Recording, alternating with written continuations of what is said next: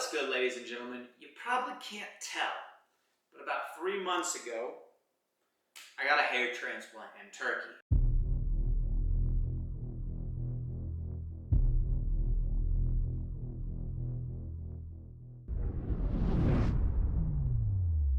This is something that's super common to be talked about after the fact, online, but what about the day of the surgery or leading up to it? I couldn't find as much information on that, so I'm going to kind of just share my experience. You do your best to sort through these thousands of clinics that are located in Turkey, if that's the country you decide on. And when you do that, you're communicating with them back and forth on WhatsApp, and you're sending them pictures of your head, and they'll give you kind of like a rough quote, how much it's going to cost. Here's our plan of how we're going to distribute the grafts. This is our availability, yada, yada, yada. You schedule the flight. Before you know it, you land in a country you hardly even heard of before. And if you're smart, you tell your credit cards before that you're traveling to that country so they work immediately. And you go to an international data plan, that way your phone works. Otherwise, you'll be in the airport doing this as I did. But prior to your arrival on WhatsApp, they send you a picture of a post outside the airport, and they say, go to this number post, and somebody will be there to pick you up. And holy macamole, or macaroni, whatever it's called, there were just a shit ton of photographs on there. And so there's also another gentleman waiting there, and I'm like, hey, are you going to yada yada clinic? And don't look that up, by the way, that clinic doesn't exist. I'm just using that as a filler word. And he's like, no, and he wasn't very talkative, so I let it be. I messaged the guy on WhatsApp, and I'm like, hey, I'm here. Somebody walks over with a clipboard. He says, what's your name? I give him my name. He says, follow me. Now I'm following a stranger I've never even talked to before. He brings me away from the airport, where it's probably a lot less safe, and into the parking lot, where there is now a line of gentlemen, most of them wearing hats, so you could tell, okay, you know, this is probably some sort of transportation service, and in fact it is. In my case, it wasn't transportation specifically for the clinic, it was like this whole system they got going out of the airport. And if you don't know already, which you should, is that hair mills, is what they call them, are super popular in Turkey, where they just fucking pump out hair transplants like they're nothing. And so, yeah, you kind of just wait in line, and then these guys in these vans come by, and you get in, and they drive you to your destination. The vans are nice-ish, like you could tell the attempt is there. You know, they're reupholstering the seats, and they got these lights on the top and bottom, and I'll input a picture here if I still have it. You arrive at your hotel, and that is day 0. Day 1 for me, you wake up, you get picked up by somebody else, a completely different person, and they drive you to the clinic. When you go to the clinic, you feel like Donald Trump walking into his own hotel. You have a bunch of people standing there, smiling, just waiting to greet you, and they sit you down in the lobby, you sign all these waivers, yada, yada, yada, and then you go ahead and meet the doctor in person. He will look at your hair. Depending on how they do it, they'll maybe cut a piece of your hair and measure the thickness of it so they can figure out, you know, how thick the hair actually is, and they'll again review the plan. This is what we plan on doing, just to make sure, like, you know, sometimes pictures don't 100% correlate with what you see in person. And so all was good there. I was quite worried because there was, I was told, I asked this question before to make sure it wasn't a hair mill. I asked them how many hair transplants they did per day, and they said, we only do 2, maybe 3. And I'm like, okay, this is good. However, in the waiting room, there were more than 2 people. And what I came to find out was that this was a shared location where multiple clinics operated out of. So they had their separate faculty members, but they were working within the same facility, if that makes sense. You want to have your hair grown out so they can measure it and look at it when it's all grown out. And they will shave it. And they'll prep you for surgery. The worst part, by far, is the anesthetic. A lot of blood, sweat, and tears went into making this program, some of which may appear on screen in the form of graphic content. Viewer discretion is advised.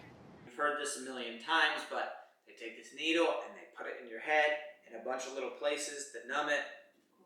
And then, in my case, they also put saline in there afterwards to kind of like push the grafts to the top so that it was easier to figure out what direction they were running in. This might have just been a me specific thing, but like if I roll my ankle really bad, I start to sweat profusely, and if I don't sit down, my vision starts to close in and I'll pass out if I roll my ankle really poorly. And when I was getting these anesthetic things, I could hear like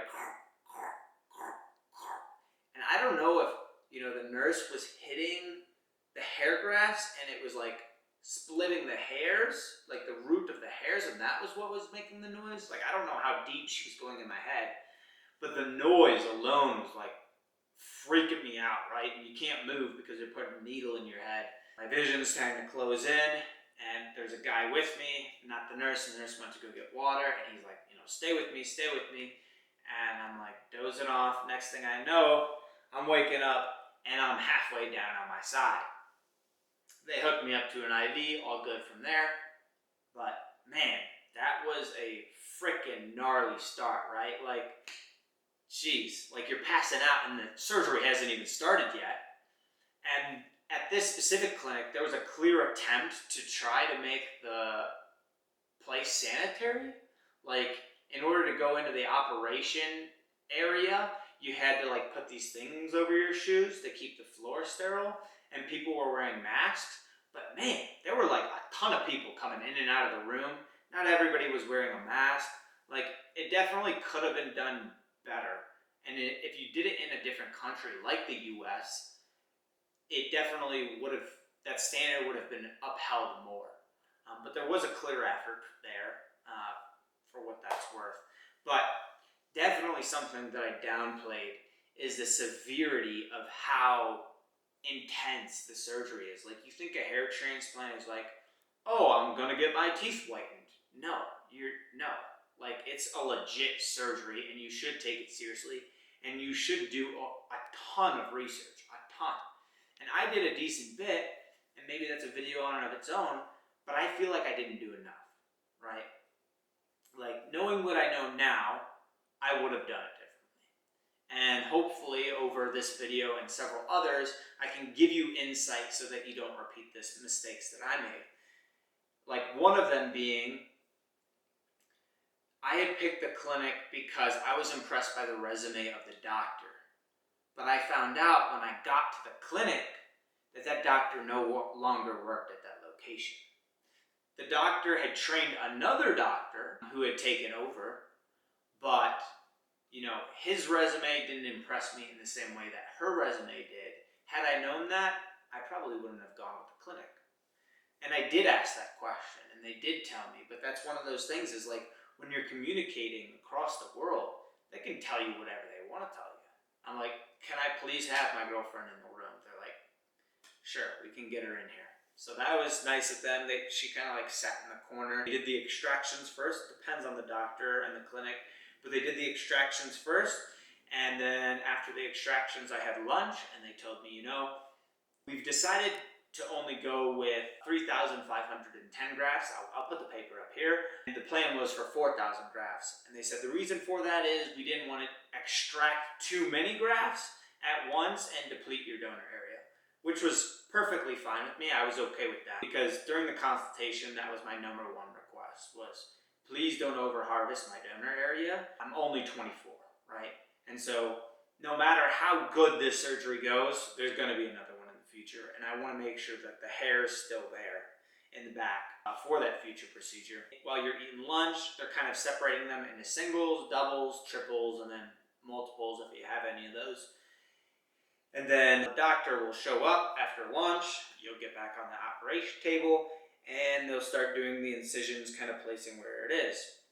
However, in my specific case, the doctor said that he just wanted to do the first half of my head. And I was extremely upset because we had been talking for over a month, and they had reassured me that they could get, full coverage, not super duper dense, but they were willing to do the whole top of the head so that it would be even. And when I had the consultation earlier in the day, they had told me the same thing. Now that they had taken out the hairs, they only wanted to do the front half. And they said, it'll be super dense, it'll look great. Yeah, but what about the back half of my head? I'll still be fucking bald. And then even when it's grown in, everybody will know I had a hair transplant because I got a shit ton of hair and then nothing down here. It looks like I fucking went through a door and it cut off the top of my head, right? Like, I don't want that. And so we're going back and forth, and I'm really upset because, like I said, we went over this several times, and now they have my hair hostage, right? Like, they put your grafts in a solution so that they can last longer, but they're not gonna fucking put them back right where they took them out. So, like, I'm kind of tied into the surgery at this point. And the doctor doesn't speak English super well, so I'm communicating with the translator, which fortunately, in my case, was the nurse, and she's kind of like advocating for my side with the doctor. They say, okay, we'll do full coverage. So the procedure goes on. I'm not falling asleep personally because of everything that had led up to that point. Don't trust it. Even if I can't see what's going on, I want to be up and alert. Yeah.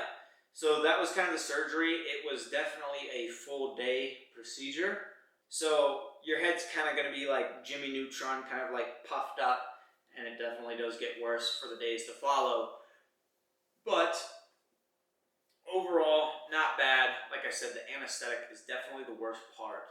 When I looked at it, like left to right, looked pretty even. They had stuck, I didn't want my hairline pushed down any. I just wanted, like, these corners were very recessed, so I kind of just wanted them filled in and then just follow the natural hairline. I don't want to be wasting a bunch of hair trying to fill in my forehead, especially when my hairline hasn't even receded a ton back anyways. The only real complaint I have, well, I've come up with several already, but there was definitely more hair up front than in the back, which is fine, right? Like, in pictures, this is what you see the front. You don't really see the back here anyways.